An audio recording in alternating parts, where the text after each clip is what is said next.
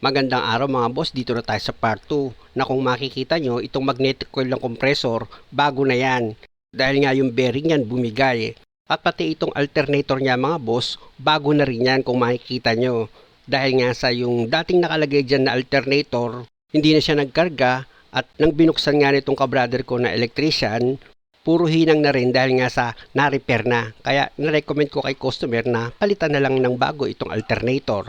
Kaya nga kung makikita nyo, bago na yan. Actually mga boss, ang naging problema nito, nasa biyahe si customer sa probinsya ng Tarlac nang biglang may umapoy dito sa ibabaw ng makina niya. Dahil nga sa bumigay yung bearing ng magnetic coil, nagkaroon siya ng spark na naging dahilan kaya yung cover ng under ng hood niya umapoy. Pati itong gas filter mga boss at yung mga hose niyan, nasunog din siya. Mabuti na nga lang alis to si customer dahil nung ipasok niya sa gas station, nabira agad ng fire extinguisher kaya hindi na lumaki pa yung apoy. Ito na yung bagong gas filter mga boss, papalitan ko na pati yung hose niyan. Pag nagpalit kayo ng bagong gas filter mga boss, kung ano yung forma ng pagkakatanggal nyo dito nga sa gas filter, ganun nyo rin siya ibabalik para hindi na kayo malito pa. At isang paalala ko nga sa inyo mga boss, yung cover dito sa under ng hood nyo, pag nakita nyo naghihimulbul na o kaya tuyo-tuyo na, mas mabuti tanggalin nyo na lang. Kasi ayun ang pinagmulan ng problema ni customer nung may mag-spark dito sa makina niya, tumama dun sa cover nitong under ng hood niya, ayun, umapoy. At dahil sa okay na yung pagkakalagay ko ng gas filter mga boss, punta muna ako dito sa loob ng sasakyan ni customer. Dahil nga sa may isa pa itong problema. Pero bago ko sabihin, ipa-start ko muna itong makina para makita nyo.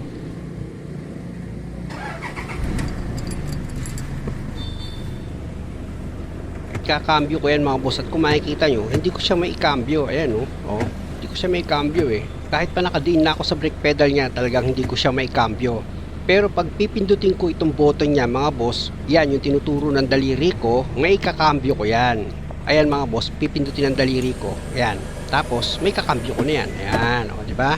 Pero pag binitawan uli ng daliri ko yung button niyan, hindi ko na uli siya makakambyo. Kaya ang ginagawa ni customer, pipindutin niya ulit itong button para makapagkambyo siya.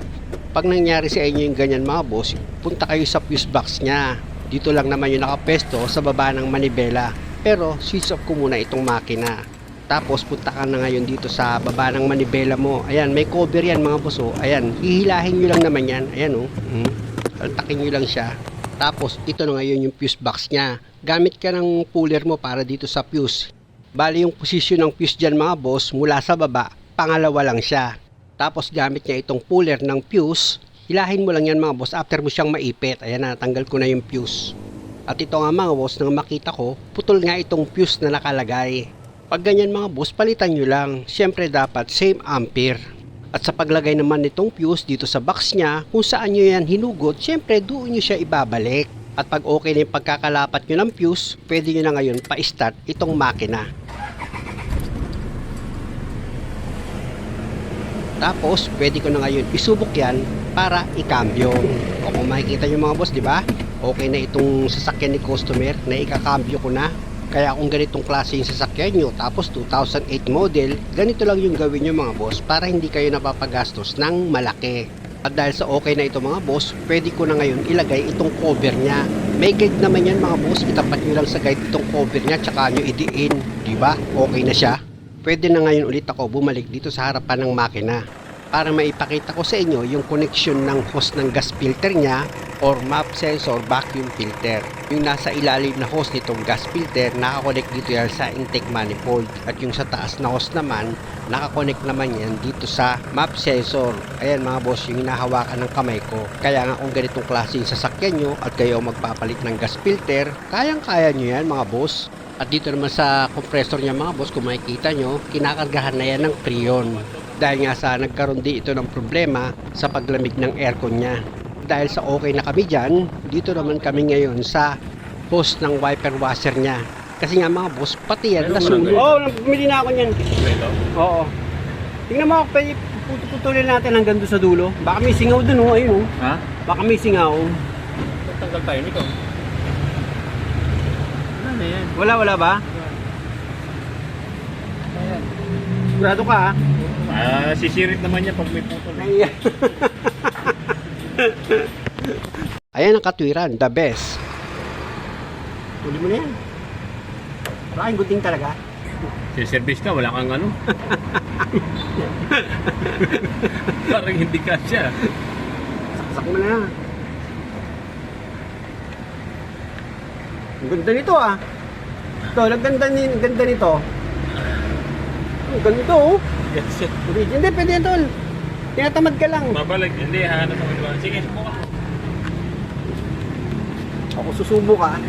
Pasensya na kayo ha, walang hawak ng camera eh. Patingnan niyo mga boss na ilagay ko. Di ba? Oh, nilagay ko na! Nilagay ko na!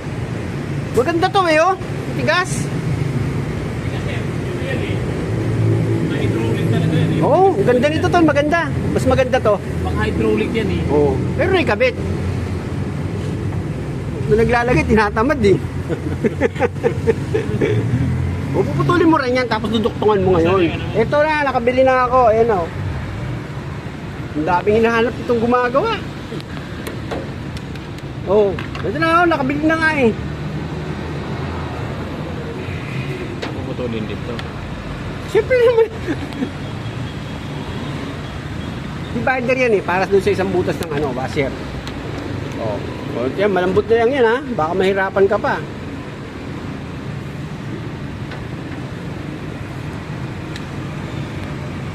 Maganda yan tol ha. Ha? Maganda.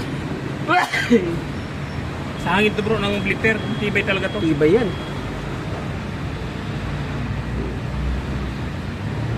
Eh, lamay na talaga. Talagang ayaw tsagaan. Ako na.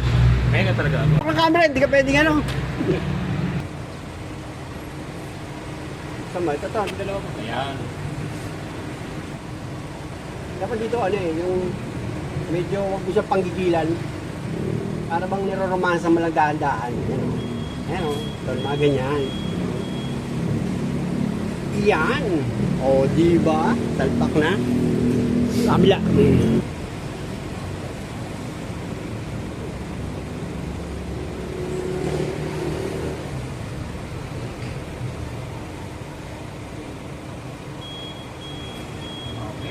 Ito rito. Meron pa namang isa eh. Ito na. Pandok lang natin yan. Asa yung pandugtong? Sigurista. Single yan? O single lang yan para sigurado. Pakita mo. Ito nga eh. Ayan. Ito natin. Ito kayo. Ah, yun. Kaya Ayos. tatapat to. Yun. Buti lang, matalino itong brother ko. Ginamit niya yung utak niya. Ayan. Kala ko, hindi mo na naman yung pasok eh. Mga ngatiran ka na naman. Hindi, malambot lang to eh. Yan. Yan. Nako po. Nako po. Hindi, Nako po. sabi kasi wag daw panggigilan eh. Oh, yeah. Siya ang Kaya, panggilan. ito mo ko. Wala. Dapat wag panggigilan mo siya. Ganyan lang oh. Eh kasi ka brother ko pinanggigilan niya eh. Yung bang parang nagkakabit ka lang ng ano, dinadaan-daan mo. Yung parang bagong kasal. Yan. Pihit-pihitin mo na siya ng ganyan oh.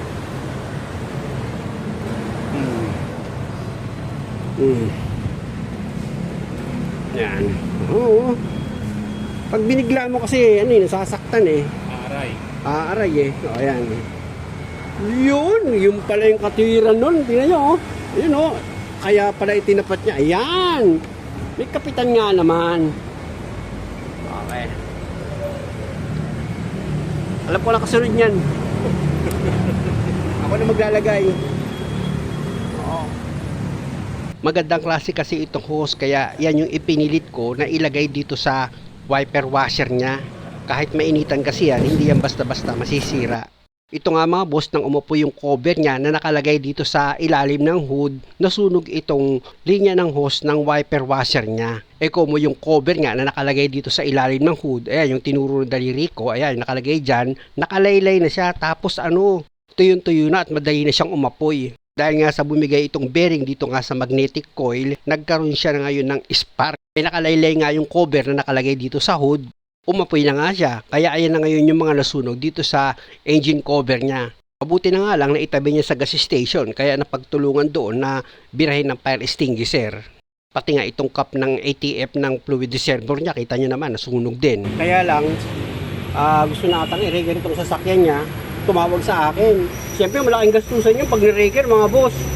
Kaya sabi ko sa kanya, tingnan ko muna yung dashboard kung may problema. Nakita ko, wala namang umilaw sa dashboard after na may umapoy nga dito sa ibabaw ng makina. Kaya sabi ko, i-focus niyo naman yung camera dito sa makina habang umaandar. At sa nakita ko nga, may kaunting palya yung makina at hindi naman ganun kalala. Kaya sinabihan ko si customer na pwede niyang iuwi itong sasakyan pabalik nga dito sa Manila. Balik na ako dito sa windshield washer ni customer dahil nga sa napalitan ko na yan ng bagong hose.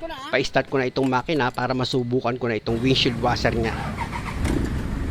Tapos pindutin ko na itong wiper washer niya. Yun lang, kung makikita nyo walang lumalabas sa tubig dito sa windshield washer niya. Pwedeng sa kuryente o kaya sa motor ang problema. Ha? Kaya nga, ang lakas ng tubig oh. Tingnan nyo po sa lakas ng tubig oh. Oh, walang lumalabas. Barado. Wala to, lo? Wala. I-permi mo nga bro.